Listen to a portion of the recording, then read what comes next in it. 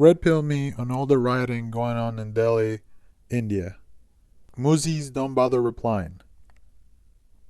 The government passed an act amending Citizenship Act, which makes it easy for non-Muslims from neighboring Islamic countries to seek refuge in India. India hasn't signed the UN Refugee Convention, so it is not obligated to take any refugees.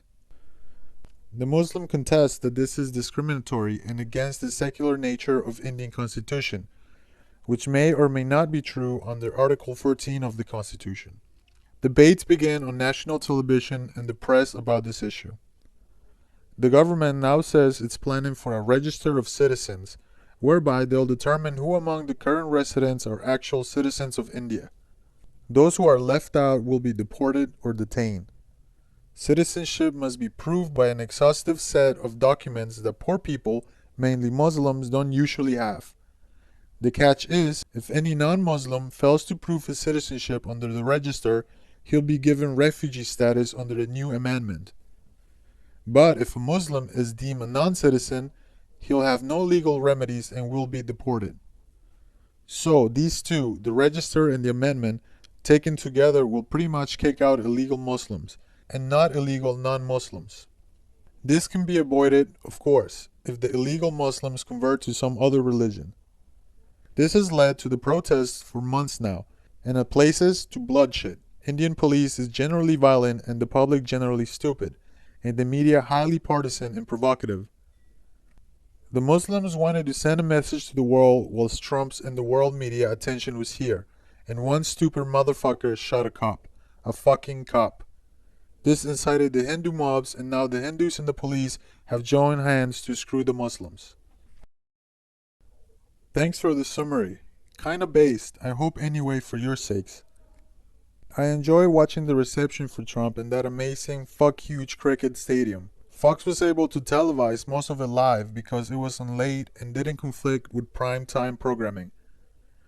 Probably a gamble for them anyway, but one for which paid off because the India summit turned out to be much cooler and more interesting to viewers than he had anticipated.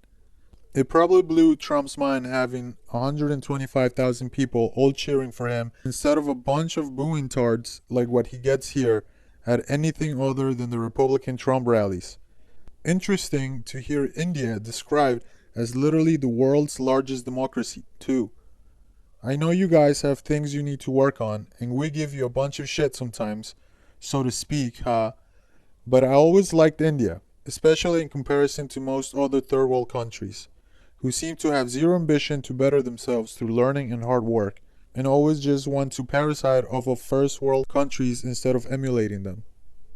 Seems like Trump and Modi are genuinely like-minded, and that it may be possible for our countries to collaborate both on the space race, Space Force, and also a bunch of new trade deals.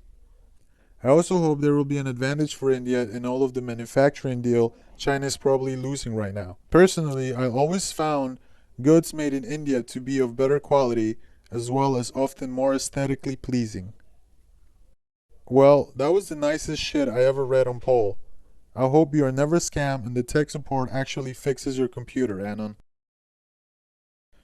Here's the thing that I don't like about the US media. See, when I see and talk to Americans, most of them come out as patriotic as Indians. But I see the media and the TV shows insulting your own head of state openly, not only on national television, but also on his fucking foreign tours. CNN reporter downright insulted Trump here last night. That shit wouldn't fly here. You can hate the current government, you can speak against them too, but you can never just outright insult the Prime Minister. Insulting Prime Minister is taken as an offense, as he represents the whole country and the Democratic Republic of India. And no matter how much we may or may not hate our PM, we can question his policies but can't insult him as long as he holds that position. I completely agree with you. Well said. The thing is, the principles you described used to apply here as well. Our media has changed drastically, become cheapened, traitorous, destructive and deceitful. More propaganda than hard information. It's something quite new and very disturbing, and it does actually appear that Soros and his people are behind a lot of it. This guy and his immense wealth and power are dead set on deeply destabilizing our country, and nobody seems to be able to stop him. He always pays better, basically, and he's brilliant, persistent, and a ruthless strategist. We've become like a crazy comic book with this bizarre, larger-than-life villain dominating our discourse. I don't know how we're gonna get out of this. His networks are deeply entrenched and their tentacles reach everywhere.